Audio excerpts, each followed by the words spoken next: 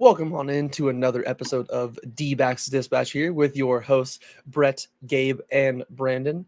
Uh, we are here to discuss a unfortunate series loss but against the Rockies out here at Coors Field, where the number one offense in baseball just seemingly just didn't show up, which is unfortunate. But before we get on into the actual series, if this is your first time here, watching anything or being in the live chat here at Dbacks Dispatch.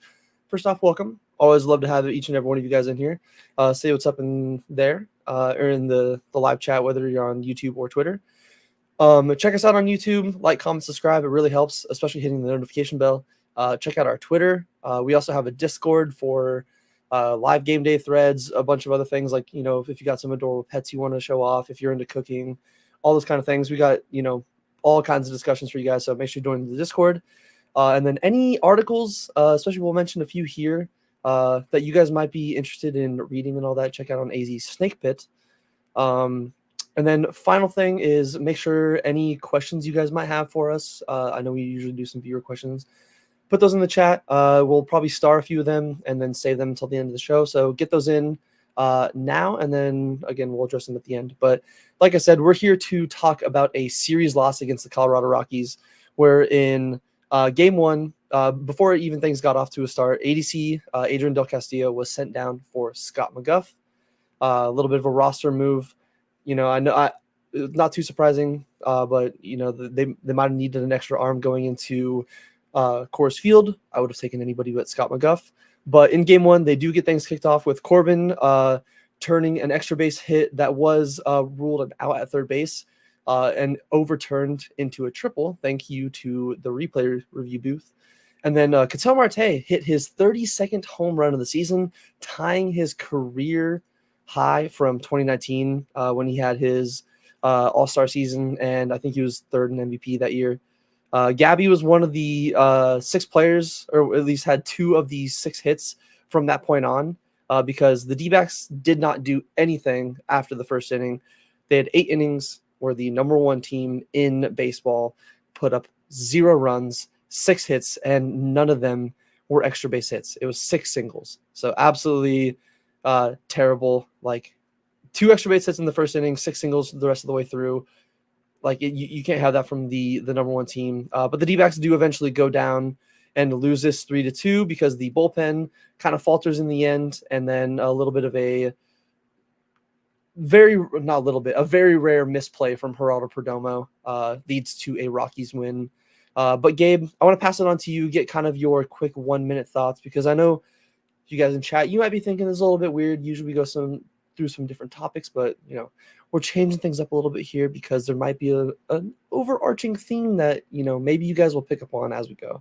But Gabe, passing it to you, what are some of your quick 1-minute thoughts on Game 1? Maybe some things you noticed, some things that stuck out to you, or even just some things that you might have enjoyed, even though we took the L. Close game. These last 3 games reminded me a lot of the D-backs and early on in the season, where they would be completely shut out for 2 games and then show up for 1 game where they would score 10 runs, and then everyone would be like, "Oh, well, the D-backs have a good offense. Look, they have, I guess at this point they average 5 runs almost per game." But if you look at the actual box score, like, they lost 2 of these games, especially against the Rockies in Colorado. Their inability to score in Colorado. I mean, and here's the thing: the Rockies, they're not a terrible team. They're not even going to reach 100 losses this season, which doesn't seem like a great achievement. But they are truly not a bad team. There's a lot of young, good players on that team already. So, it's not like the White Sox or something like that. But still, it's just very frustrating to watch, especially just because of how supposedly potent this offense is, to completely fold and collapse and not be able to get anything done. Yes, I fully agree with you. I think that's a great point you bring up, especially like the best offense in baseball. You can't be doing just that. But Brandon, same question to you. What are some maybe thoughts, things that stood out to you, or things you may have liked or disliked from this Game 1 here? The thing that frustrated me the most is anytime it felt like they were about to break through, double play. Like, double plays that kill rallies are the most soul-destroying plays. Like, You're like, all right, runners on first and second, 1 out. We get a double. We probably got 2 runs. Nope. They had 4 double plays in this game. And the ironic thing is we lost on a would-be double play. Like, when I saw that, I'm like, yep, it was just one of those days where things just weren't going our way. And also, it's this whole thing with the offense. Like, they'll show up for 1 inning, and then they go basically ghosting us for the rest of the game. And that's what happened in this one. It happens way too much. That's why best offense in baseball, a little misleading, first of all, because like Gabe talked about, like we'll have one game where we scored 8, 9, 10 runs, and then the next 4 games we score a total of 10. So yes, it averages out to 5, but it's very misleading. I want more consistent offense. I would rather have like 4-4-4 instead of 1-2-10. I'm like, spread it out because you might have a few more wins there. Yes, I think you make a great point. Is even the first game at least, if you score 4 runs, I know if hindsight, if you're going off final score, things could change, but you win that game 1, and even at least taking 2 or 3 of this Rockies series looks a lot better than barely scraping away in the final one. But like I said, barely scraped away, so we got to at least get through the second worst part of the series. Was game 2, and this one was genuinely ugly. At least game 1 was watchable. Like, that's one of those sometimes where it's a coin flip. Do you want to watch a game that's watchable, that breaks your heart at the end, or do you want a game where you're going to turn it off in like the 4th inning because you're watching Jordan Montgomery pitch in Coors Field? But game 2, Jordan Montgomery, like I said, he did start off things with a clean first inning, but unfortunately he did get roughed up a little bit the rest of the way. Not as bad as even me and Brandon admitted in the pre-show. Not as bad as we thought, but he did get roughed up a little bit. Ezekiel Tovar looks like he is going to be the next Diamondback killer for years to come. I think there's always a single Rocky, whether it's Tulowitzki, whether it's Story, or Tapia. There's always going to be a Rocky that kills us. Looks like Tovar is taking that crown. So he does knock one out of the park against Monty. But he's better than Tovar. He's actually a very good. Tapia was only good when he played us. Tovar is really good against everyone. So yeah, Tovar is genuinely a really good player. Even Bert brought it up on the broadcast in game 3. He does, swing and miss a little bit extra, but still 20-something plus bombs from your shortstop that plays really solid defense. Tovar is going to be a problem in the division to come for years. But Scott McGuff came in, escaped the jam in his first, inning and a third, 2 innings and a third, I believe it was. But when he came back out for his second inning, he did give up 2 more runs, expanded the Rockies' lead to 5-1. They added another one on to off Blake Walston, Hunter Goodman, hitting under 200. But man, that man looks like he can knock it out of the park. He could be a problem if he figures out how to put a barrel on the ball. Christian Walker added a solo shot. So like we mentioned last series, at least he's taking advantage of Coors Field to kind of boost his home run numbers a little bit. But then the Rockies did put up 2 more in the 8th inning off of Blake Walston to really put the game out of reach. So kind of same thing as game 1. I'm going to pass it on to you, Gabe, first. What are some of your quick, maybe like 1 minute thoughts or minute and a half thoughts on what you saw from this game, what you may have liked, and obviously maybe what you may have disliked?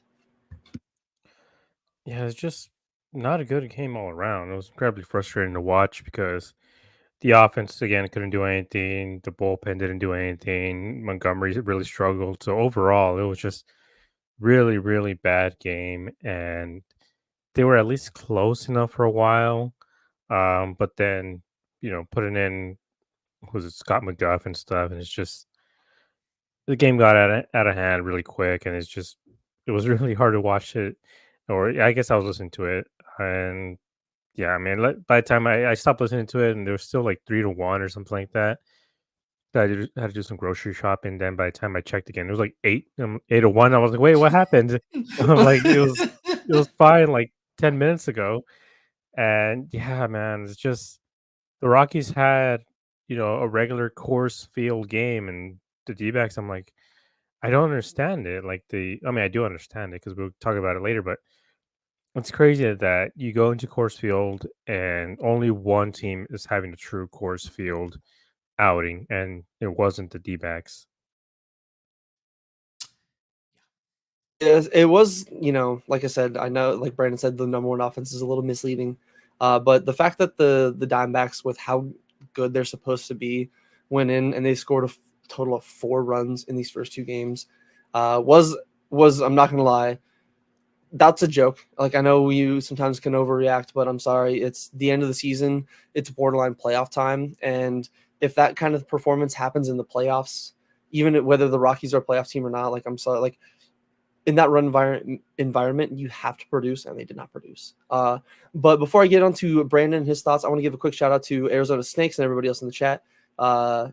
Him, Corbin Barrels, and AZ Bubba. Corbin Barrels, Bubba, longtime viewers, so appreciate y'all. Arizona Snakes, I like you said, the Crown Dog McGuff was good in the first inning, but Torrey left him out there for a little bit too long, and unfortunately, the Rockies did. By the way, have his way. His one inning was 1 out, so that's where it should have stopped him. Yeah. Like he It was technically a third of pitched an one. inning. Yeah, I was like, I was like, first of all, don't want him to come in at all. I was like, okay, he got the 1 out. Good. He shouldn't come out. He did. I'm like, Torrey, what are you doing? And yeah. Yeah, so I know you kind of, already probably teased a little bit of it, but Brandon, what are some of the things that stood out to you in game 2 here? Maybe like some positives, if there are any, some negatives, whether it's McGuff or something else. And what did you notice? I was pleased with Jordan Montgomery's start. I was. Like, I thought it was decent. It wasn't amazing, but it wasn't what we had been seeing when he was starting in the past, where it felt like the team never really had a shot. Like, he would always pitch us out of the game. He went 4 1/3, 6 hits, 3 earned. When he left, like Gabe said, it was 3-1. Scott McGuff got that final out in the 5th. And at that point, I was okay, good. Don't let McGuff come out. And I'm like, Torrey, somebody else should be able to go out in the 6th, get that 3 outs because we're still in it. But he didn't.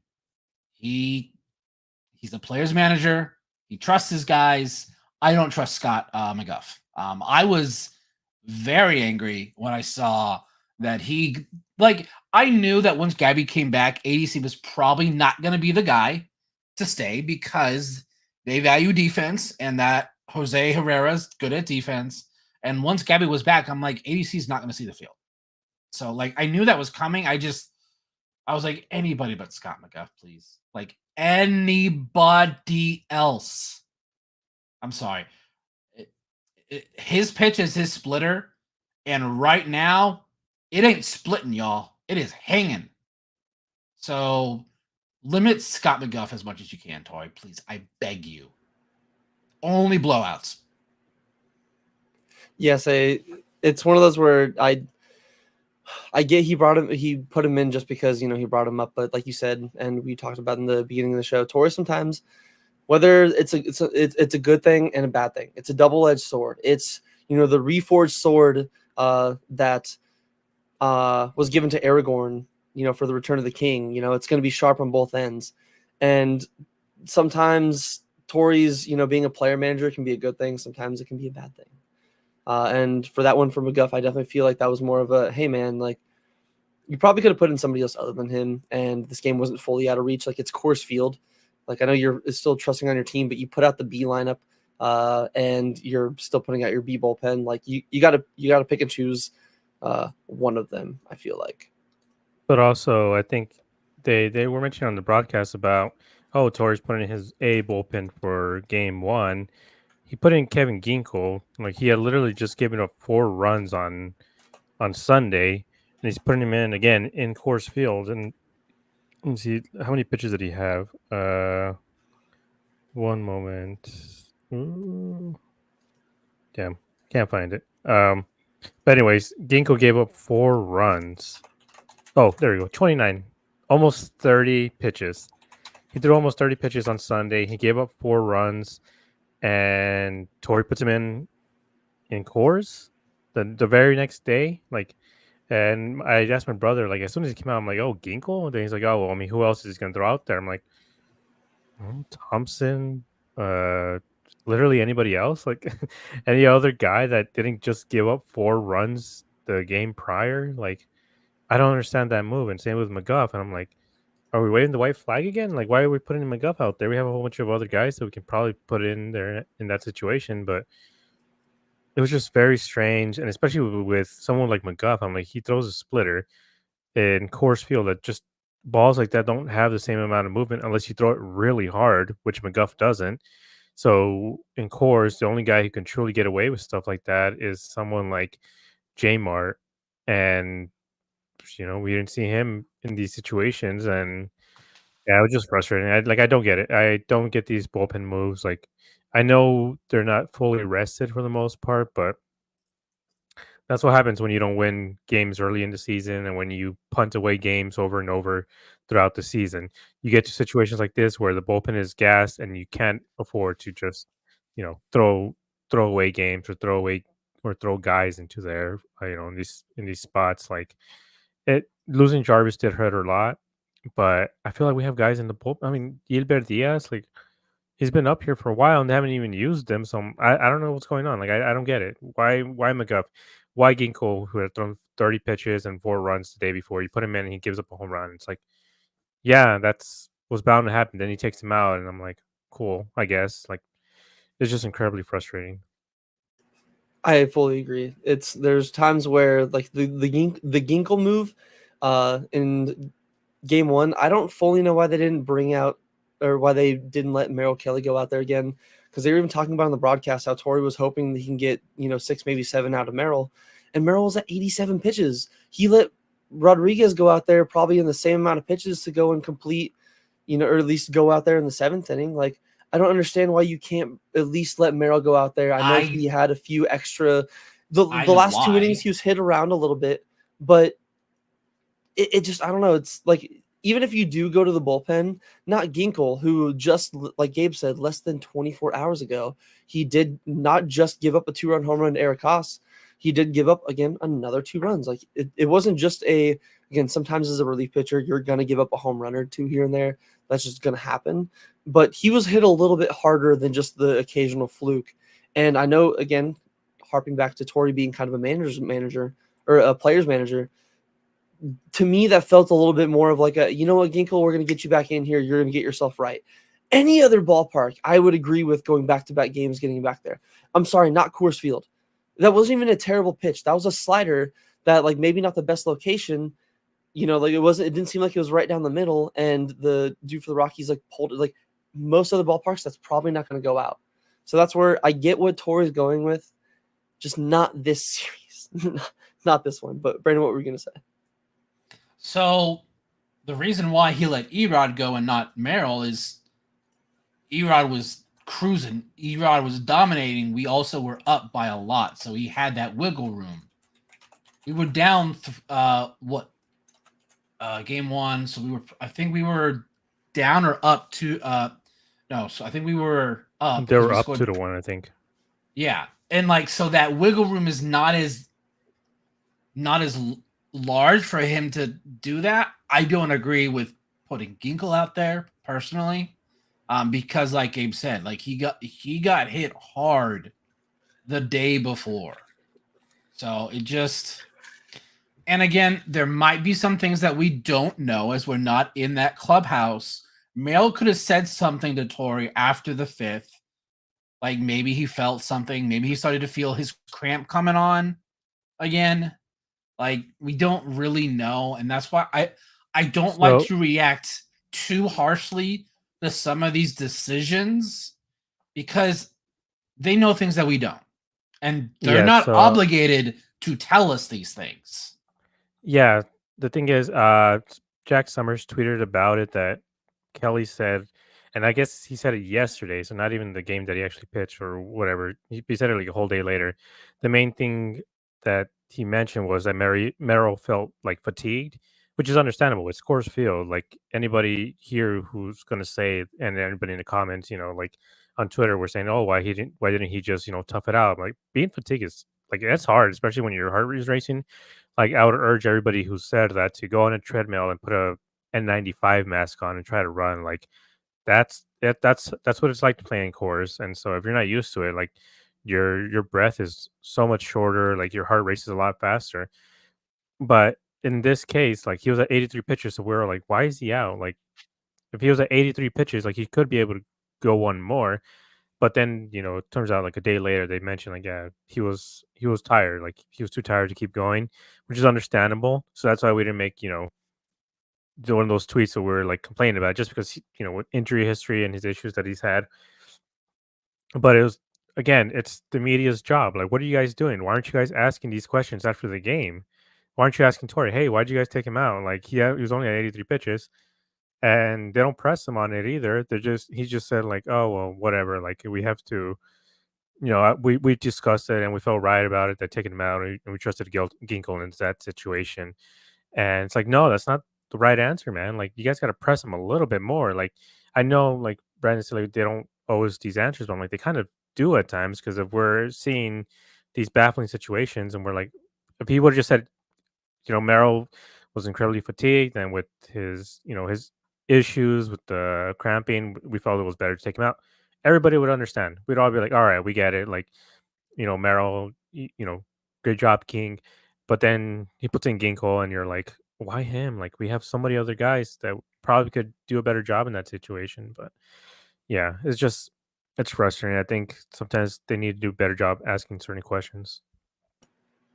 Yeah, I agree. It's, I feel like I could sometimes, come up with a better excuse than Tori back when I was like 15, and I got caught something. I like the matchup.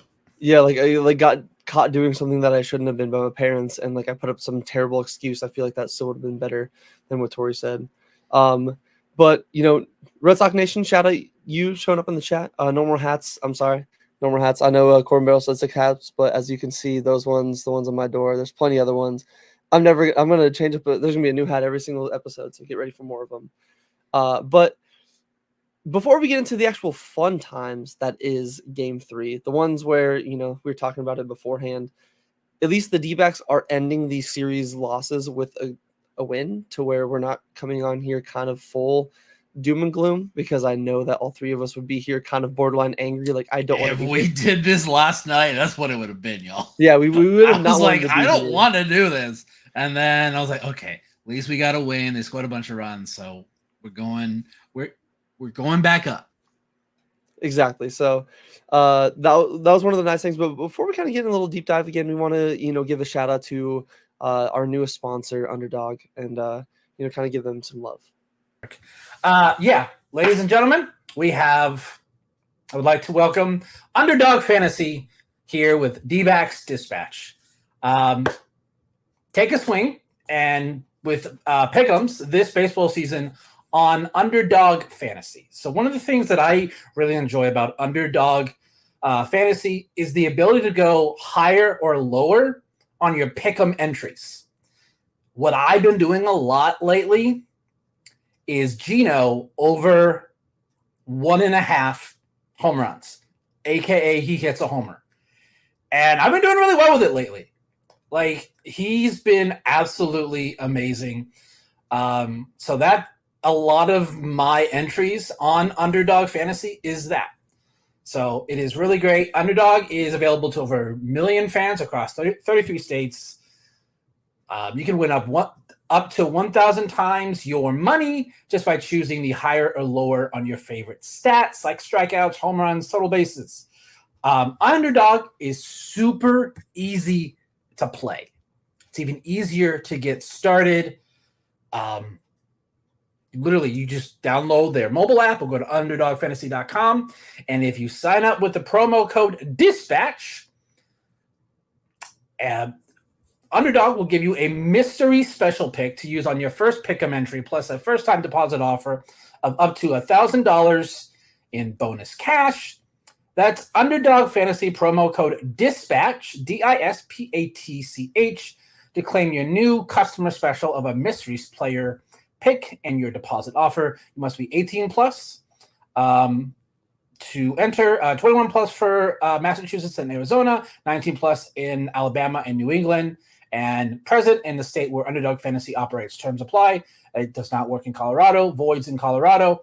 Concerned with your play? Call 1-800-GAMBLER or visit www.ncpgambling.org. In Arizona, 1-800-NEXT-STEP or text NEXT STEP to 53342. If you're in New York, call the 24/7 Hope line at 1-877-8-HOPE New York or text HOPE New York to 467-369. Just want to say, Underdog Fantasy, use the code DISPATCH when you sign up. Thank you very much. Shout out Brandon for getting that. We'll have a little more, kind of not relevant variety. We'll have some more variety. We'll have some more ones that we'll make it a little bit more of a fun one, honestly, because I feel like we can, especially with Josh's editing skills, we can definitely make some of these ads have a little bit more appeal to them than just being kind of a little script or something. But thank you very much to Underdog and all that. Again, use code DISPATCH if you guys are signing up on Underdog. Hit those higher lowers. Again, I like those pitch count higher lowers. I think they're incredible. But moving on to game three, like I said before, was thankfully the one where the D-backs actually gave us something to be happy about. And it didn't take too long, where with one out in the first, Corbin Carroll cranked a solo shot off Kyle Freeland into the right field bleachers, which marked his second straight 2020 season. And I believe he joined 5 D-backs now with 2 straight 2020 seasons. I know at least Chris Young and Goldie were 2 of them. I think Finley was one of the others, and I'm forgetting the 4th. So forgive me. But so he did get this scoring started. Gabby and Seawalk then decided to contribute with a few of their own, RBI knocks after Corbin's 2020th knock of the season. And then in I believe it was the second inning, Corbin hit his second of the game. Just so much going on. Second of the game, making it 5-1. And then Grichuk decided, you know what? I want to make it back-to-back, and I want to stay hot. Because Grichuk is now hitting 292, 346, 525 with an 871 OPS and a 133 OPS plus on the season. So, like we've said many times, Mike Hazen has killed it with the DH role. So he does make it 6-0. The Rockies do get 2 runs back off of Eduardo Rodriguez.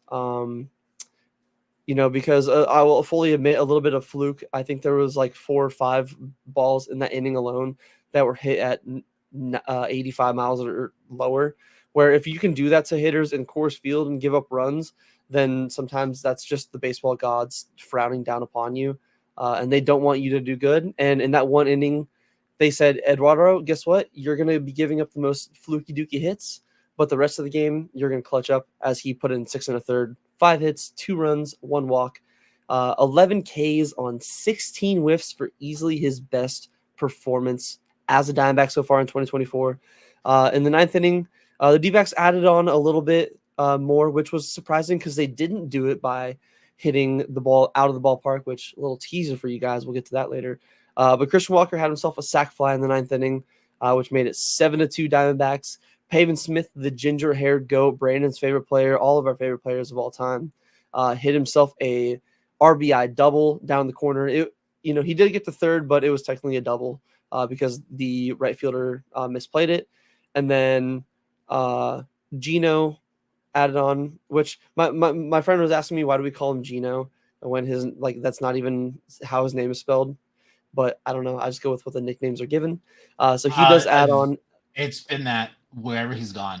Exactly. That's what I was like. I don't know. They just called him that. It's whatever. But he adds on with an RBI knock to make it 9-2 Diamondbacks. And then the Rockies decided to add a little bit 2 more, which, again, if it wasn't for the home runs in this game, we could have very well seen some extra inning baseball. But, before we kind of get on into the main overarching topic of this series that we had in Colorado, I wanted to, again, pass it on to you, Gabe, here for, maybe your quick minute and a half thoughts on what you might have seen from the series, or from this game 3, what stood out to you, what you liked, and maybe disliked from it.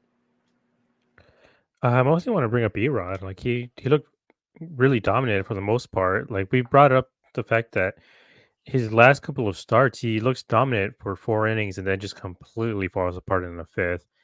And I believe it was Gabby catching him for him today. Like we've seen a pretty big difference between the starting pitching staff with Gabby compared to the other guys. Like he looked a lot better today. He was able to keep his head on straight for the fifth and even to the sixth. Like 12 strikeouts. He's matching season highs and career highs, I think, or season highs.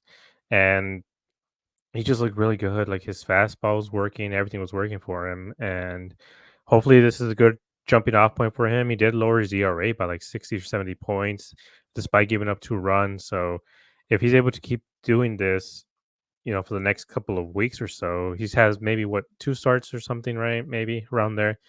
Um, I would have trusted him. Let's think.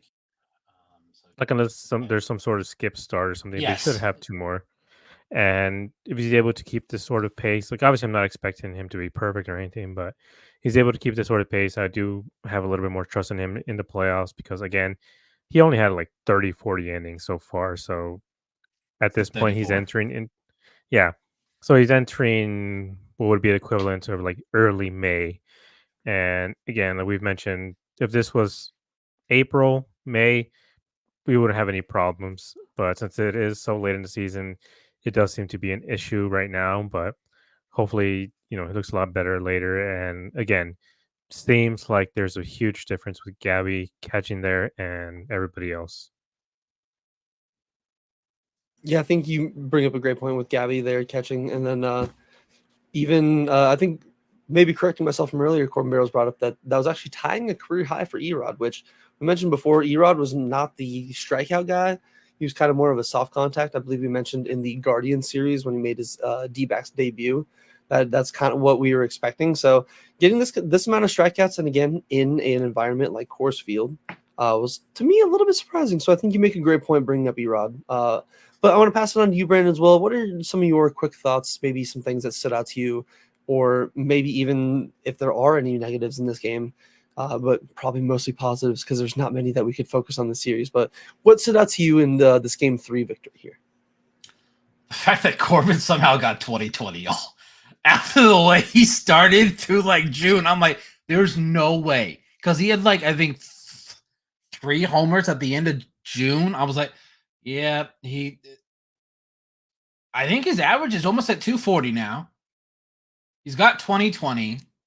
So whatever it was, just took him a lot longer to adjust. I don't know the exact stat, but I heard it on the broadcast. Like he's in a elite company of having back-to-back 2020 seasons before they're basically 23 years old, which is really like Corbin has this stuff. Like if he would have played well all season, it could have been 30-30, maybe even 40-40.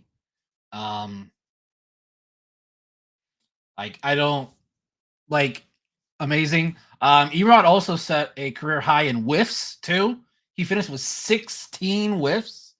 So yeah, he has 8 starts, 40 innings. His ERA is 5.5. Like Gabe said, we'd be in May right now. We'd be okay with this. So if we can get him to do this with his last 2 starts, because if they just go like 5, then he pitches Monday against the Giants, and then I think Saturday against the Padres. So I hope if we can get this, I would feel a lot better because Gallen's pitching really well. Kelly's pitching really well. We'll probably get Ryan back before the end of the season. That's 4 really good starters for the postseason. And you really don't need more than 4, really. Like, if you had 3 good, like, I think we'd be even okay if we had 3. But the fact is, we might even have 5 with Fott, too. Yes, I mean, I think the Corbin, you guys bring up probably the 2 main standouts from this is Erod showing us something that we really haven't seen from many of our starting pitchers, and if we can get that, that'd be huge going in the playoffs. And then Corbin, again, the fact that he was able to do and accomplish a 2020 season after the start that he had was just genuinely insane. and something that like I don't think any of us could have expected again after that first month. But before we kind of pivot into our actual like I teased earlier, our overbearing topic from the series, I want to get a quick 30 seconds. We're going to do this very quick. Before I know this is viewer questions at the end, but this one because we mentioned McGuff earlier, I just want to get initial thoughts. I personally would rather take Craig Kimbrell over Scott McGuff in the roll out of the bullpen. Just in a low leverage, just going off of their arm, their stuff, and all that. Like Gabe said earlier, in Coors, if you're going to throw a splitter and all that, he is available, y'all. so quick 30 seconds to you, Gabe, if you want to mention that comment on Corbin, because again, I guess for viewer questions. I guess I would still prefer Craig Kimbrell because his ERA is still 2 runs lower than Scott McGuff's is, and he still has pretty decent velocity. So, I mean, I don't know. I mean, do you take a flyer on him, just see if Strami can see something specific in there? Maybe just have him throw fastballs or something. Like I really don't know. Like I would be willing to just test him out, in these next couple of weeks just to see if there's anything there. Because with the playoff roster, like I don't want Scott McGuff on that roster. Like if we can get Craig Kimbrell in there, slightly better, I guess. Well, keep in mind, we go from 28 to 26, so there's no way Scott McGuff is making that cut. So we don't have to worry about that. I take Kimbrell just for his prior history. Like, we know it's in there. Like, we know he's talented. Do we know that Scott McGuff is a really good pitcher? Like, do we actually think he's a good pitcher? Like, I don't know. Like, last season when he was our closer, dear Lord, that was some scary stuff. So now he hasn't officially been released by the Orioles yet. So I would, yeah. Like, if they want to see, I don't know. Sure, why not? Yes, I mean, if there's any possibility, it's one of those where even if he doesn't make the bullpen, I would rather take Craig Kimbrell over Scott McGuff. But again, that was a little teaser to some of the viewer questions we'll get into. So if there's any questions you guys have like that for us that you guys might want answered, throw in the chat. We'll start it. We'll have a whole segment for that. But, again, as I have teased now for the second time, there was a little bit of an overbearing theme in this series that, especially going into Coors Field and the environment that Coors Field is. I know maybe this late in the year it could be a little colder. Maybe that changes a little bit how the ball flies. But from what we saw in games 1 and 2, it was just not acceptable. And that overbearing theme was we've mentioned it before. We've gotten a lot of hate on Twitter, and there's genuine stats to back it up, where it's not like we're saying we're complaining about it. We're just pointing out genuine things that we notice. So it's the offense's over-reliance on the home run and how it showed its ugly head this series. It was disgusting. I believe in game 1, Cattell's 2-run home run, only offense we got. Game 2, Walker had one of the 2 runs, and that was off of a home run. And then game 3 today, we would have been tied in the 9th inning after the Rockies put up those 2 if it was not for the Diamondbacks' 3 home runs in this game, the 2 from Carroll and the 1 from Grichuk. So it just, again, sometimes, yes, when they win, you're like, who cares how they score runs? But there are times where, you got to care how they score runs, because like we're talking about now, sometimes it can come back to, show its, rear its ugly head. So there's 3 parts of this, main overbearing theme. But I want to stick to the first part. So Gabe, I'm going to start with you. Is this reliance on the long ball more on, and I have 3 options here. A, the Diamondbacks hitting coach Joe Mather enforcing this approach on them, kind of putting this in their mindset. He's the one that's like planting the seed. B, the Diamondbacks hitter themselves are overswinging and going away from the game plan that Joe Mather might have for them and might be giving. Maybe they're in the box, they're assuming it's Coors Field or whatever ballpark, they're just overswinging. Or C, the opposing team just genuinely deserves a tip of the cap, and they're doing a good job at neutralizing the Snakes offense. So you have the floor, sir. I want to hear your thoughts. Yeah, so this was something I noticed in that Cleveland series, and that was very early August. And at that point, I believe I tweeted it out, and I got so much hate. People were like, "Oh, what are you complaining for?" Like, it's just wins are wins, and it's true. Wins are still wins, losses are still losses. Kind of doesn't always matter how they happen, but when you see a trend happening over and over and over again, you're just like, okay, there's something here, and it concerns me specifically just because it's a home run ball. And like, man, I took stupid statistics and economics class when I was in school, and I'm so used to seeing patterns everywhere, especially when it comes to numbers. And it was just one of those things that I noticed right away where I was like, oh, they don't hit home runs, they don't score at all. And we've seen it in the playoffs over and over again these last few years. It's like there's these teams like the Dodgers, the Phillies. These teams rely on the home run ball to score all of their runs in the playoffs. And if you're able to at least neutralize that home run ball, you're able to beat them in the playoffs. Like that's what happened to the Phillies. They faced off against a good pitching staff against the Astros. They got completely shut down, and they hit maybe one or two home runs that whole series, and they got that gentleman sweep. The Dodgers too. I mean, the Dbacks neutralized their home run power, um, and they swept them. And in the playoffs, it was all I think the final stat was everybody, like every team that won their series was the team that hit the most home runs. And I think that's something that, like, you're asking, like, what's the difference?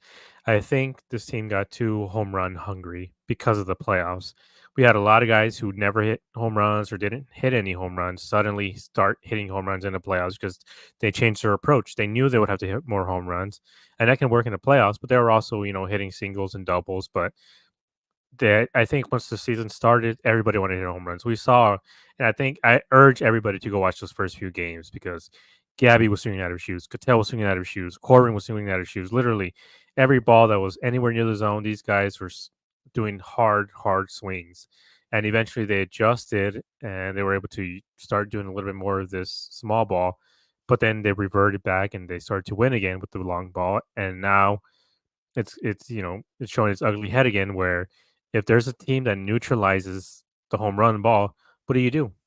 You lose because you can't do anything else other than ground out to double plays and strike out. We saw way too many ground balls or grounded double plays and especially strikeouts this series. And I know it's a little the numbers. Game one.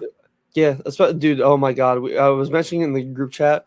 There was a certain political person that has a viral meme, I would say, that I wanted to. I was feeling the memes and feeling the vibes of that one because that's how the amount of ground balls into double plays the Diamondbacks had made me want to do to myself, and it was very unfortunate. It kind of made me think of some of the things that I believe, like I said last show, Make a Kilo put out an article on Snake Pit talking about the Diamondbacks power trend, and was there a power trend? Just looking at the numbers alone, yes, there was. Like from the beginning of the season up until I would say July 18th, the Diamondbacks relied on percentage of their runs coming from the home run under 40%, to where from even August 15th through August 29th, and again, this is like a week old data, those numbers jumped up to probably around like 46 to 55, 56%, which doesn't sound like an insane jump, but it's a considerable amount, considering those like month and a half times. And it kind of trends with their total runs scored, where over that time, their runs for in like August 15th through August 29th in this graph, they scored like 127 and then like 109 runs. Like they were killing the ball. Makes sense because they were, crushing it out of the ballpark. But then one of the downsides to it is you see the hits per strikeouts and the walks per strikeout kind of dip. The walks per strikeout doesn't dip, I feel like, as much as the hits per strikeout, because when they turned around in the beginning of June, their hits per strikeout was around 1.4, 1.5, according to the graph that Kilo has. And then their walks per strikeout at the same time was just over 0.4, just under 0.5. To where now on August 29th, again, a week ago, their hits per strikeout was just over 1, and their walks per strikeout was just over 0.2. And I know it's again, not the biggest increase when you think about just numbers-wise, but like Gabe said, there's patterns, there's things that are noticeable that can be a little bit concerning, and to me, aren't just something that you brush away and go, oh, cool, who cares? They're winning baseball games. Because clearly, I know whether we picked early or not, whether it's too early to tell, we still have 10 games left in the season. We are not playing like we were just a month ago, like before the Rays series where we got humbled a little bit. Like the offense that we had then versus the offense that we have now is night and day difference. But those are just, my quick thoughts on it. Brandon, I want to get your quick thoughts on, like I said, the reliance on the long ball. Is it option A, the, Joe Mather enforcing this on the team? Option B, the hitters themselves swinging out of their shoes, going away from the game plan that Joe Mather gives them? Or is it option C of just, again, sometimes the other team does just get the best of you? Yes, it's a mix of all three.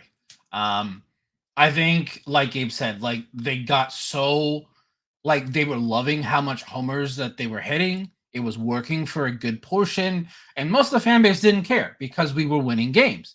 It was fine through like the month of like after the All-Star break into August, but in September, like it's like because teams finally got more film on it, they were able to find those holes in the swing, and I think some of these guys are being a little bit too aggressive at the plate. Like a lot of first pitch swinging, which like I'm fine every now and then, but like Jake's been doing it a lot. Jake has definitely cooled off over the last month.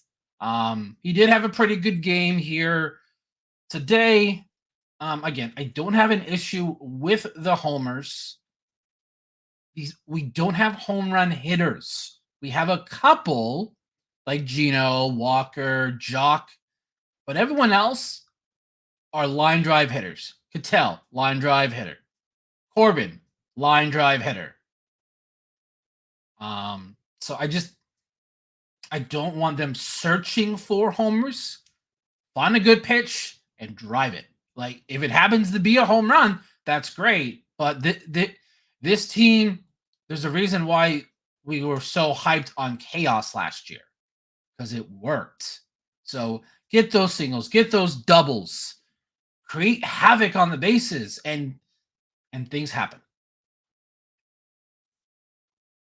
Yeah, I think you kind of mentioned it. I know this isn't the same team as last year. They are going to slug a little bit more. So sometimes you can't, run to the outs, because we've even seen it in this Rocky series. Corbin got thrown out at second base in one of the games, and who knows, maybe if he doesn't get thrown out, that could lead to, some more offense. But the second part of this three that we had, again, of the over relying arch of home run reliance, is if they're going to be boom, boom or doom, shout out AJ and I'm forgetting the son's name from the TikTok dudes, Costco boys. If they're going to be boom and not doom in the batter's box, which player is going to be the most crucial to their formula of success, whether it be a home run hitter, a count worker like Domo, or someone else? Who stands out to you guys the most, Gabe? I'm going to pass it to you first. Who's sticks out to you? It should be Cattell. Most of the offense runs through him, especially when he hits behind Carroll. Carroll has been getting on base. I believe his on base percentage in the last 30 games is almost at 400, and he's been every time he gets on base, he scores basically. So Cattell being right behind him has to find a way to move him over. And again, he's kind of doing these home run swings. He's not taking that nice swings, or like he is like these patient at bats. He's kind of swinging for the fences anytime he gets a chance to. So it has to be him. I know everybody else matters. Obviously, Corbin, Gino, Walker, all these guys got to show up. But I just think to set the tone early, especially in that first inning, both Corbin and Cattell have to, either create chaos or get on the board early. Puts a little bit more pressure on the pitchers, and hopefully it can lead to, more offense. And they have been scoring early. It's just after that, that's kind of it. Like they just get completely shut down. And like Brandon said, a lot of first pitch swinging, a lot of ground balls, and it's been really frustrating so far. But hopefully in the next couple of series, they can learn from their mistakes in this series and adjust to them. And especially with the defense, they got to tighten up this defense. Perdomo, he had a lot of errors in that Mets series, and he seems to be rushing himself, trying to do too much. You just got to remember. I mean, the way he comes on J Mart, he needs to look in the mirror or have somebody else pep talk him because he can't be doing these mistakes, especially being a shortstop.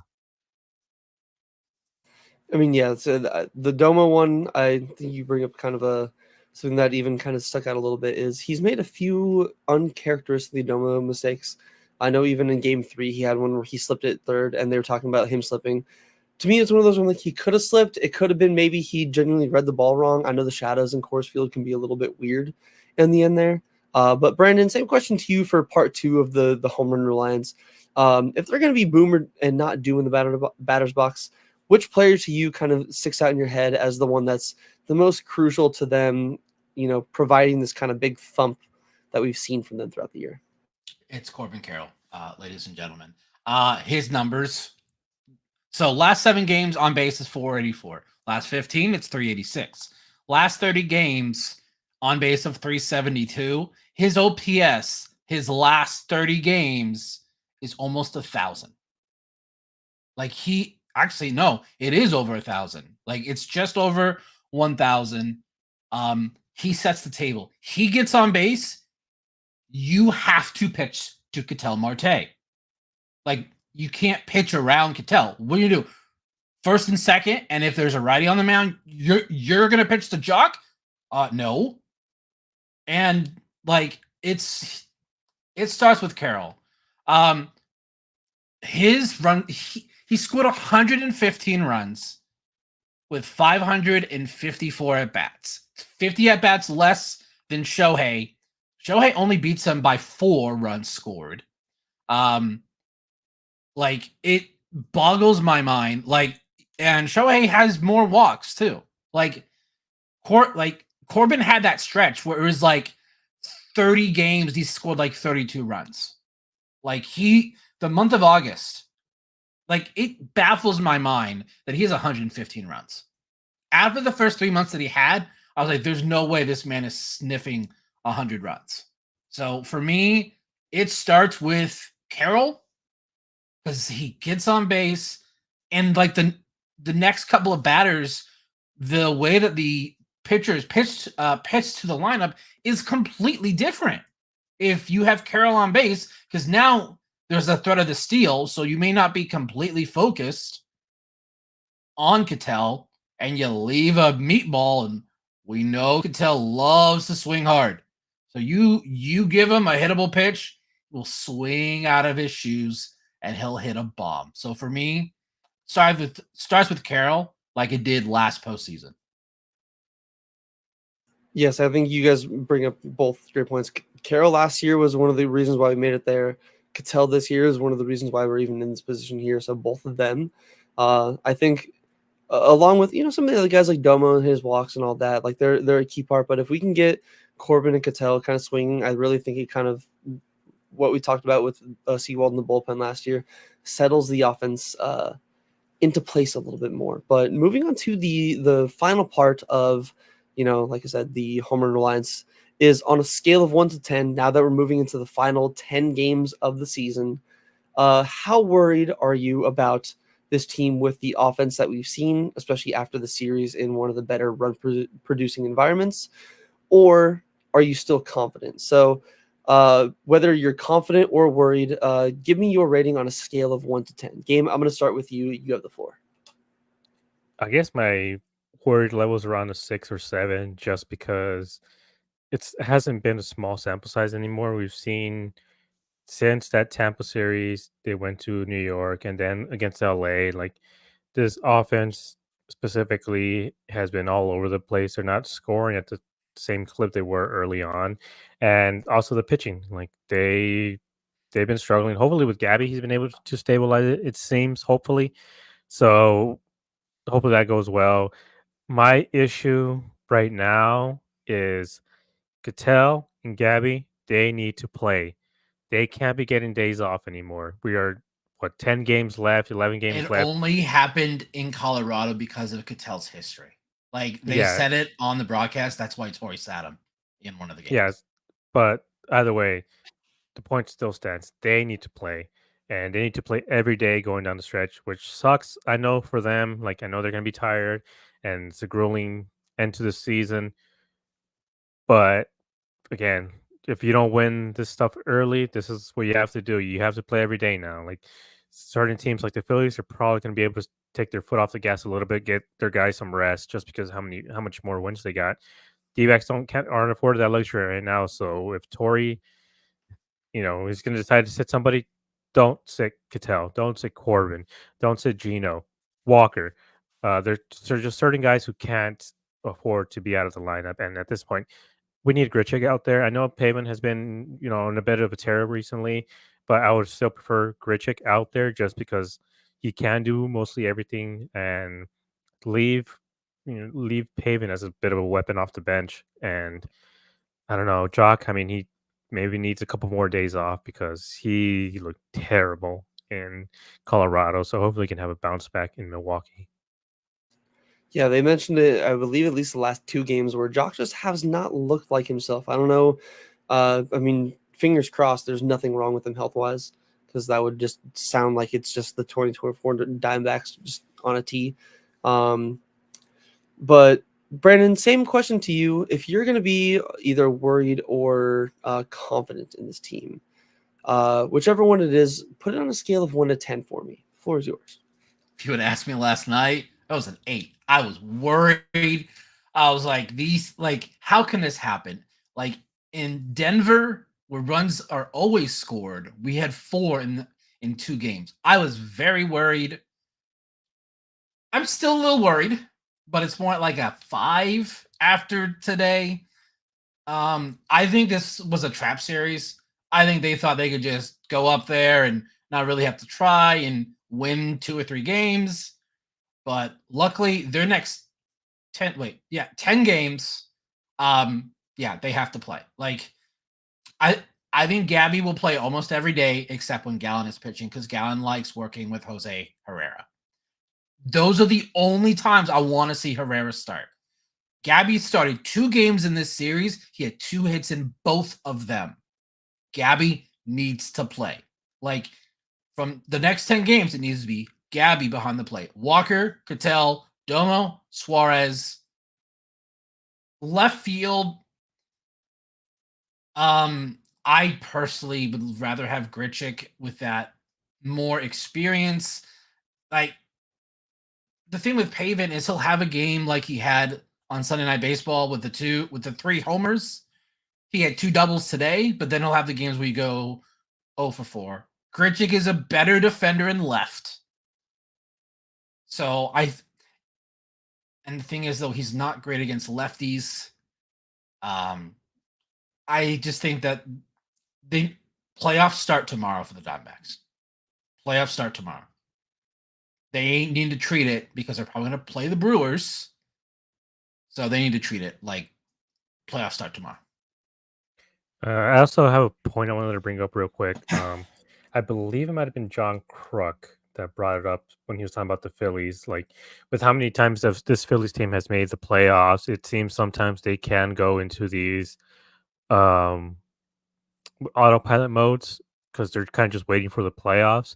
And he said that it happens a lot with young teams, that he's seen it a lot where they kind of just cruise through the season, not really trying, then they turn on the playoffs. But I believe maybe that's kind of what's happened here with the D-backs, where a lot of these guys are first year, second year guys, and they had that excitement and all that adrenaline from the postseason.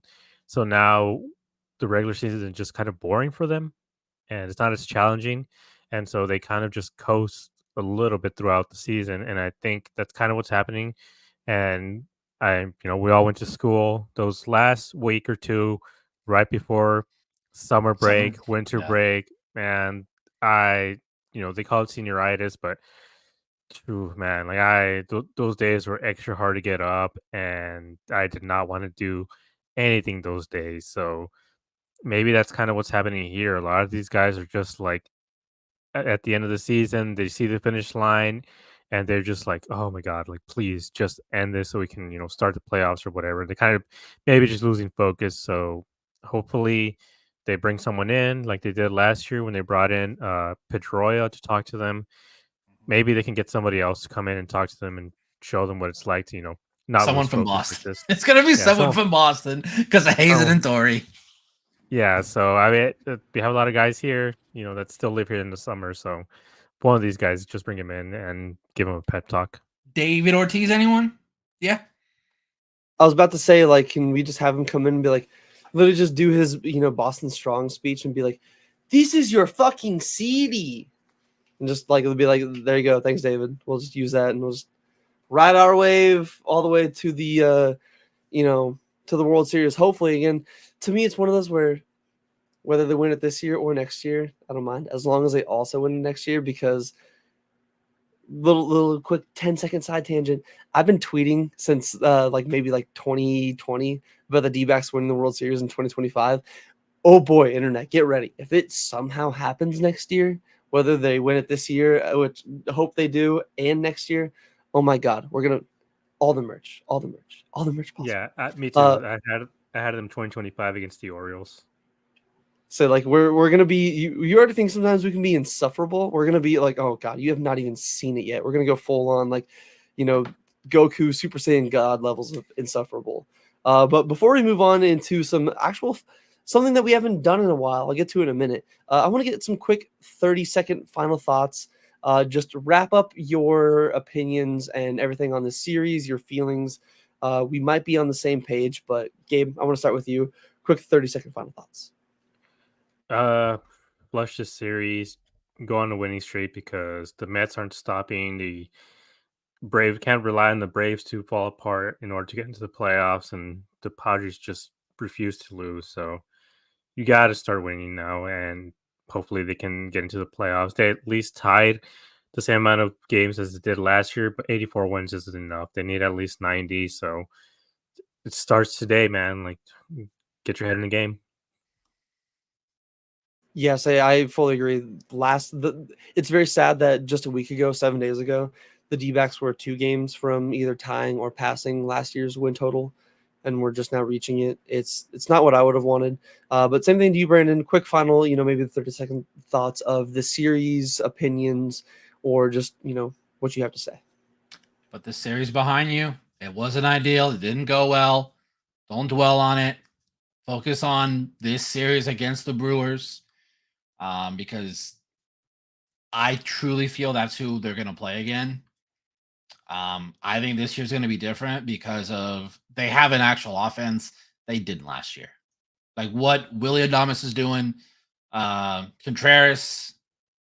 So just win 6 out of the last 10. That's all I care about. Because if we do that, I think we're in. Yeah, my dad brought it up when we were when I was over having dinner for Taco Tuesdays. I have to do that for every Taco Tuesday. We were having dinner at Taco Tuesday, and my dad was bringing up how it seems like they play down to their competition. So whether the Brewers are resting players or not, we'll kind of get into that a little bit after our next segment. But whether they're doing that or not, need the D-backs, I fully agree. Just flush the series. Maybe you play down your competition. Doesn't matter. Playoffs start today. Playoffs start today. Like, even if it's not fully, that might be over exaggerating. Even if they do lose a series, it's not the playoffs. They still have more games. Yes, still treat every game like it's playoffs. But moving on to something that I kind of, little teased just a minute or two ago. We haven't had this in a minute. This was something that, maybe some of you were, newer people like Corbin Barrels, Red Sox Nation, Bubba. Honestly, I'm pretty sure most of you guys in here, maybe if not for Shug and William, I know you guys have been, one of the day one OGs. This will be something you guys haven't seen in a minute, and none of us know the outcome. This is all brand new to us. So we are bringing back triple play trivia.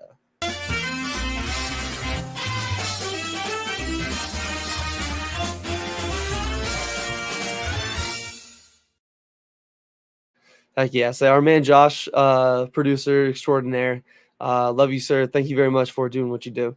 He was on his lunch break at work, and it was a little bit of a tease. I don't know if I was supposed to see it, but I was sitting there in the dock kind of editing things, and I saw him add, he put in triple play trivia, and it's easily been, I'd say, at least 2-3 months since we've had it. But the question that Josh had loaded up here, and I'll try to, milk the time as much as possible, as Red Sox Nation says that Corbin Barrels is going to get some ice cream, which you're going to have to make sure you're enjoying the ice cream soon, Mr. Corbin Barrels. I know you guys aren't in Arizona, but it's starting to finally get to that time of the year where the weather is just like in the mornings I walk out and I'm like, ooh, it's kind of nice. So make sure you enjoy that ice cream, Corbin. But the question that Josh had for us here was, why is the Rockies mascot a dinosaur? Answer A. A dinosaur bone was found at the location of home plate during construction of Coors Field. B. A nod to the #1 dinosaur track site in America, the Dinosaur Ridge, which is located in Denver. C. In honor of the 90s TV show Denver, The Last Dinosaur, which me personally haven't seen. Maybe gotta go check it out. And then final option, D. A clever play on the 3 bases on the diamond in a similar shape of a triceratops, which to me seems a little bit wordy. We'll go Gabe, Brandon, and then myself here, because again, like I'm not even looking in the group chat. So before I even go into this, I don't want to tease anybody. Brandon, we do have the correct answer from Josh, correct? Yeah, he sent it to you. He sent to me. Perfect. Okay, this is even better. So I will give my answer at the very end before I even look at it, and I'll give my guess. But Gabe, I want to give it to you first. Is it option A, a dinosaur bone found at the location of the construction of the field? B, a nod to the #1 dinosaur track site in America? C, honor of the 90s TV show Denver, The Last Dinosaur? Or D, a clever play on the 3 bases in the diamond similar to the shape of triceratops? I believe it should be A. At least there's not a school under there like Dodger Stadium. Yeah, so there's definitely one kind of bone that you don't want under your stadium, and the Dodgers have the incorrect one. Brandon, same question to you. Which option of the 4 do you think it is? A, B, C, or D? A? Okay. Yeah. I'm definitely thinking like A seems like the way to go, but I am going to go, whether I'm wrong or not, I think D would be a fun thing that, going with when the Rockies were created in the 90s. I think that D would kind of fit that kind of like 90s like theme and all that. So that's my answer. I am now looking at my messages. Josh sent me the answer in invisible ink. And you two were correct. I was the one that was incorrect, which would make sense. It was A. There was a bone located at home plate when they were doing the construction of Coors Field. So congrats to you two, Brandon and Gabe. I was unfortunately incorrect, but maybe we'll have another little triple play trivia for the next time we come around. And honestly, I think we should, whether, if Josh has, got some free time here, we all know the mascot races at Chase Field. I think it's about time we get a little bit of a scoreboard keeper. Get each one of our little heads on there, blown up like a little graphic, and then keep like a winner, because I think at this point we might all be tied or at least close into what we've won in I triple. think we've done it 3 times this year. Yeah, 3 or 4 times, and I'm pretty sure there's been a few times where each one of us has gotten it incorrect. So we'll definitely have to keep that going soon. Because again, if you guys like it, even if you guys have one, reach out to Josh, especially because that way it kind of keeps all 3 of us out of the loop. Yeah. But moving on into a quick speed preview here, because now that we're moving on from the Rockies series, like we said, flush it away. This one we're going to quickly go through. One of the bright sides to it is the Brewers did today clinch the NL Central. So there's a possibility they rest players and try to prepare for the playoffs, but there's also a possibility that they try to complete their revenge of last year and do their best to bitch us out of the playoffs. But game 1 is going to be Fott versus Tobias Myers. Fott's 9-9 with a 4.81 ERA. Tobias 8.5, 3.07. We already saw that matchup last week at Chase Field. Let's hope we see a little bit of a different outcome this time. Game 2, Zach Gallen, 12-6, 3.61 ERA versus no announced starter for the Brewers yet. So that'll probably be announced either tomorrow night or even maybe tomorrow morning. Game 3 on Saturday is going to be Merrill Kelly, 4-0 with the 4 ERA versus Aaron Savali, who's 7-8 with the 4.48 ERA. So sometimes, again, like Brandon said in the past, win-losses are a very misleading stat. And then game 4 on Sunday is going to be Jordan Montgomery, 8.7, 6.23 ERA. That 8 wins. He is lucky the offense has showed up on those games. versus Frankie Montas for the Brewers 7-11, and their offense has not shown up on those games because he has a 4.50 ERA.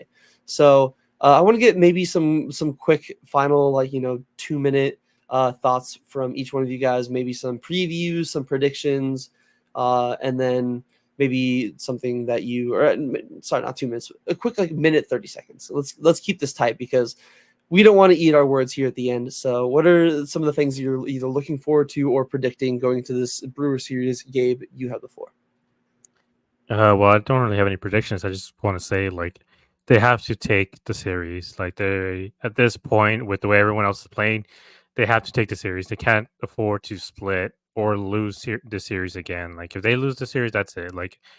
I think you might be able to stick a fork in them. They might be done because I don't know how you can really come back from this. I mean, they might be able to, but since the Braves and the Mets have the tiebreaker, they could just be out. They can win 90 games and be tied for third place or second place, but because of the tiebreaker, they might be out completely. Yes, I don't want to deal with any kind of tiebreaker. I just I want to see the Brewers rest some of their starters and please just go easy on us for one series. Please be homies. I know we're not expecting it after we eliminated you guys, but fingers crossed. But Brandon, same thing to you. What are some either predictions or previews that you have in your mind for this upcoming Brewer series? You have to take 3. You just have to. Because the Mets just don't seem to be losing right now. Now, the Mets do have a really hard next 6 games. They play they play Philly and then Atlanta. So hopefully Philly can help us out. Between Mets and Braves, I don't know. It depends on where we're at next week. Because, if somehow we, the Mets and Braves all tie, we are the odd man out. Yeah, so that's one of the beautiful things about the extra wild card, and one of the things where, like Gabe mentioned earlier in the show, sometimes those April, May games where they don't doom your season at the time, they can really decide the outcome come the end of the season. But one of the things that, again, we've been doing it, we kind of want to continue the trend of doing it here because it's fun to have your guys' input. We always want to make sure the community here is having as much of an involvement as we possibly can. We're going to move on to some viewer questions. So we have, I believe, 4. Most of them are coming from our Discord. I believe we have a few from the live YouTube. If we maybe missed any, make sure you guys get them in the chat right now. We'll try to touch on them at the very end, but we at least have 4 to go through really quickly from our Discord. So again, join the Discord if you guys aren't. The first one's a little bit of a joke one, but we love the man, so we got to at least talk about it because there's a possibility we deal with it. Was from our man Suge Knight in the Discord. He said, "Will Ohtani pitch in the playoffs?" Me personally, That's the rumor. I hope not, but Gabe, quick 30 seconds to you. Will Ohtani pitch in the playoffs? I think he will, but it'll probably be in a situation like the WBC, probably later innings or something like that. They haven't ramped him up at all yet, so I'd be curious, but they haven't rolled it out, and I think maybe just having that in the back of people's minds, either the Dodgers' minds and all the other opponents. I think, it's a bit of a mind game situation. Yes, I think it's one of those where just having that as a possibility is really going to make some teams, whether it's the Diamondbacks or some of the team they face, definitely have to think a little bit. So same question to you, Brandon. Will Shohei Ohtani pitch in the playoffs? Should he? No. Will he? Probably. And set him back because the Dodgers, they cannot afford to not make the World Series. That roster is too talented. But Dave Roberts will figure out a way to mess it up because he always does. So I don't think he should for his long-term health, but he probably will. Yes, I like Gabe's point is he won't be able to because they're going to be swept in the wild card series. Fingers crossed. I hope that's what's going to happen. But yeah, I wouldn't be surprised if they it's one of those where it's a coin flip. If they need him and if they're like, hey, we don't have a bullpen arm, I promise you, Shohei Ohtani will fight Dave Roberts to go out on the mound. And like you said, they have to win. They spent too much money not to win. But the second question we have here was how are we feeling about the next series with the Brewers since they have already clinched the division? I know we have slightly touched on it a little bit, but Gabe, to you, do you think that the Brewers are potentially going to maybe rest somebody coming up to the series, or do you think this is going to be kind of another series like we saw at Chase Field where we're going to be in for a dogfight? We're probably gonna be in a dogfight, even though they're probably gonna rest guys just because they probably don't want to expose too many of their pitchers and some of their batters to us, just because there is the possibility that we're gonna face them coming up. So they probably are gonna rest guys, but this team is very talented, so I can see them resting guys, and the D-backs are still gonna struggle a little bit. It would be sweet if they can take advantage of them resting their guys, but I don't think they will. Yeah, so that kind of like what I was mentioning earlier. I don't think the Brewers doing it. Pat Murphy doesn't give me the vibe of a manager that would rest guys, especially after we saw, love them, but John Boy Media and them complaining that the regular season was meaningless because the teams with the best records ended up, having time off from the playoffs, which I'm sorry, cry more if you have a better record. Like I'm sorry, I have no sympathy for you. It's just one of those, like, I don't know, like I want to see them, rest guys, but just going off their starting pitchers, like the Brewers, I know ERA is not everything, but Tobias Myers gave us some fits. Maybe we can see, like I said earlier, a flip of Fott and Myers. Maybe the D-backs put up 8 runs on Myers, and maybe Fott is the one that goes 7 innings and 2 runs. I'd be okay with it. I'm not going to guarantee anything, but just the Brewers are a scary team, and I think this is going to be, kind of like what we were mentioning earlier. They're gonna, I feel like, be looking for a little bit of revenge from what we They did are to them not last year. out of the 1 and the 2 spot to get a bye. I think they're going to play. I think they're going to go balls to the wall because they're 2 games back of the Dodgers and they're 3 games back of the Phillies. But do they use that as kind of some teams did say they didn't like the time off, and maybe they rest guys to where they're guaranteed a spot. They're going to play the first round no matter but what. They also get home field advantage if they're that 1 or 2 spot. Maybe they want that. That's fair. That's fair. I mean, and again, we don't know. That's kind of one of the beautiful things where we're going to easily find out here on Thursday night, which I believe tomorrow's a nationally televised broadcast. I think it's not on Dbacks TV, everyone. So I think it's just on Fox. So if you have antennas, you should be okay. But I think the Brewers are going to play hard. So I think this is that's why I say playoffs start tomorrow, because the Brewers are going to be trying. So we need to play like it's our last game of the season. Fully agree. And then just because, Gabe popped in right at the last second, I don't want to, shun Red Sox Nation. That bat my mom got me for Christmas, that's actually the 07 Dbacks team signed bat. It's got like Kurt Gibson, Max Scherzer, rookie autograph, Orlando Hudson, a bunch of like OG Dbacks. So at least wanted to, answer your question. And also I'll never take a chance to not shout out my insane collection in here because I have way too much money involved. But make a great point real quick, just that they might be drunk tomorrow, so at least for one game they might be a little too hungover, so they could take advantage at least to win the first game. Yeah, I think the Astros had that problem last year or the year before against the Phillies, to where they clinched their division and they were they put out them, like we talk about Torey Lovetta putting out a B lineup, punt lineup. It's almost like they just sat every starter and called up their AAA roster and was like, all right, boys, you're gonna get 24 hours to experience what being a big leaguer is like.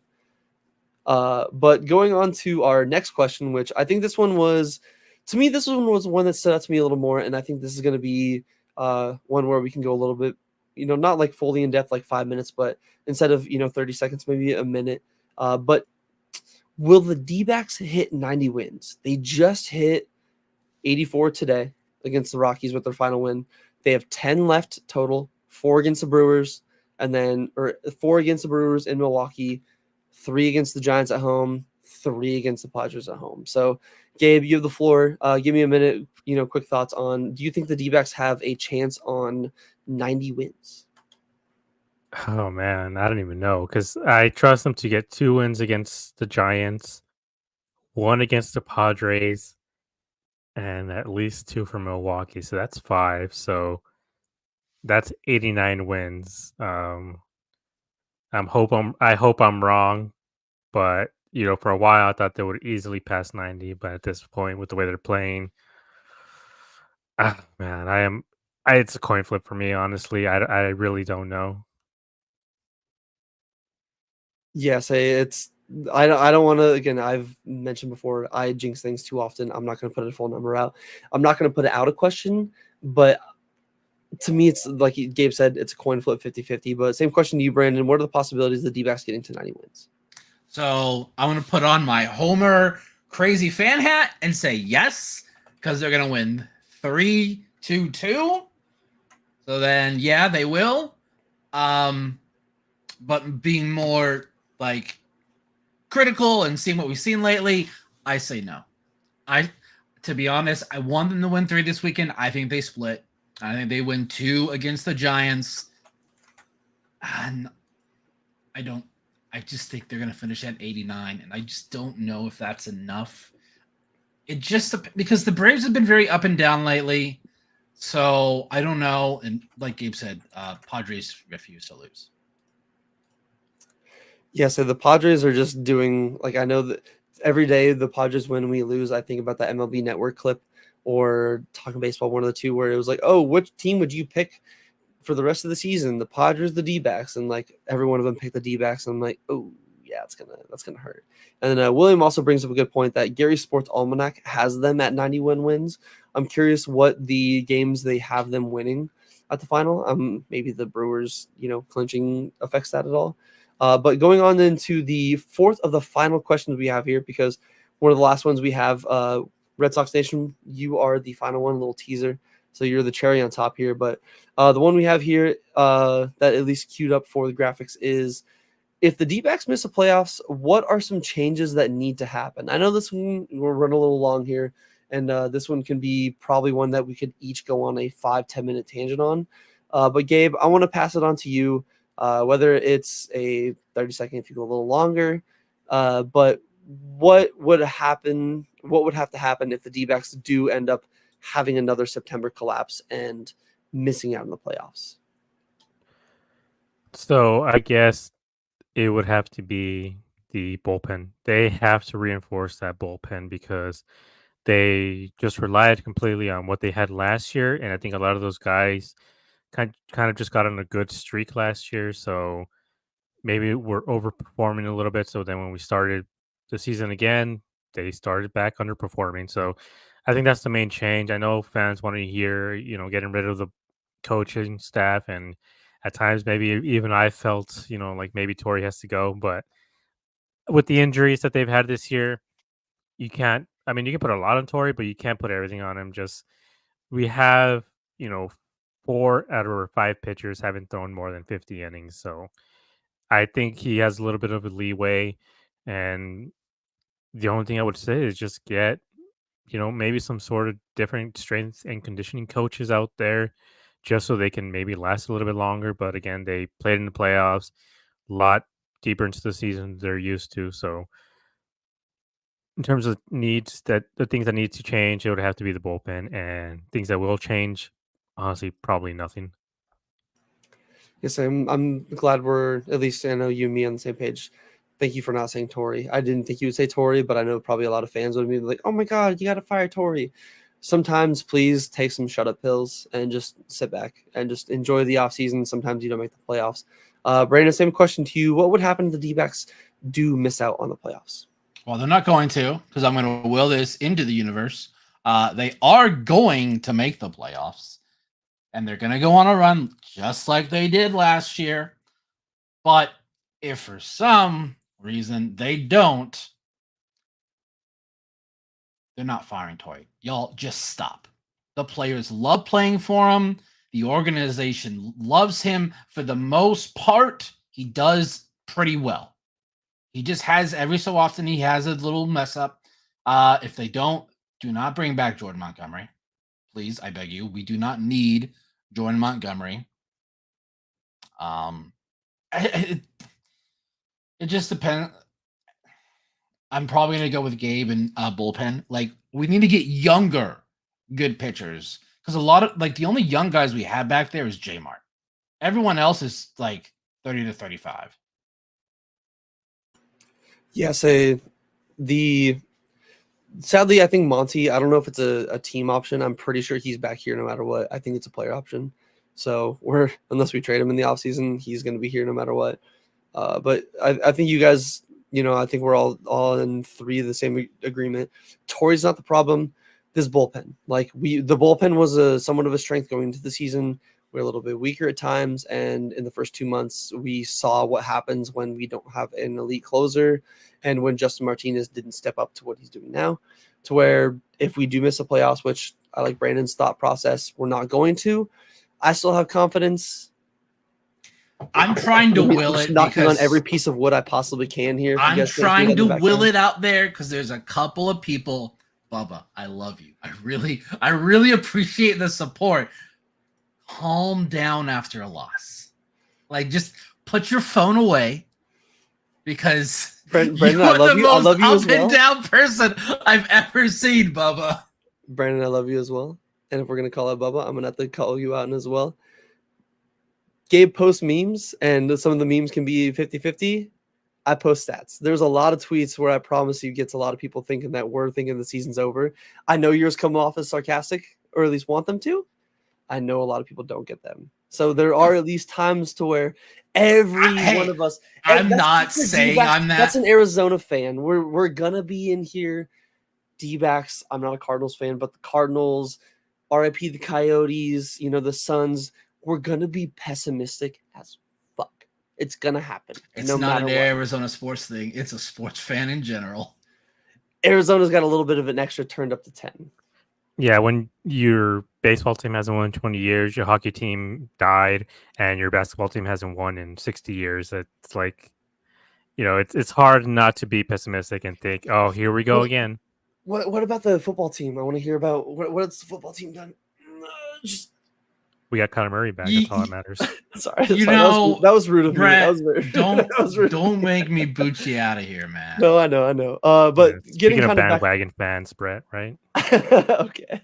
Getting back a little bit on track here, to the sport that we're here to for me to not tangent on is the question from Red Sox Nation.